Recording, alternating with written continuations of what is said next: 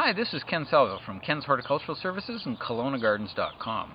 Today I'm coming to you from inside of a prune plum tree. And as you can see, this is a beautiful prune plum, and it's just starting to leaf out here in May. And it's starting to look pretty good. It's doing okay. It's got some funny symptoms here though. It's got some holes in the leaves. I want to show you that. There's some holes there.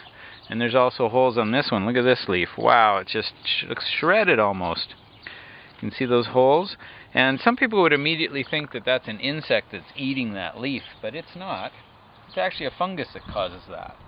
As the leaf grows, the fungus affects the foliage, and the leaf grows, it actually tears the little leaf up into little pieces, and actually you'll get little sections of the leaf that'll start to rot and fall out.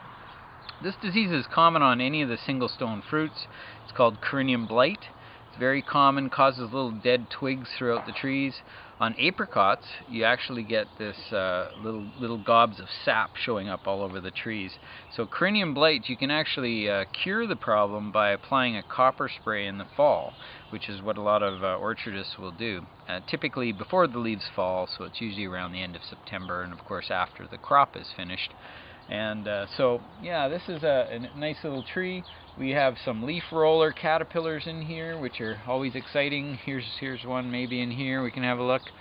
See if we open it up. No, there's not one in there. Oh, that wasn't one. Here's one here. What is this? Is this a... Oh, yep, there he is. He's just a little guy. He's a little black head right there. I don't know if you can see that guy. Where is he? He's running away. Well, leaf roller caterpillars, there he is. He's just a little tiny guy.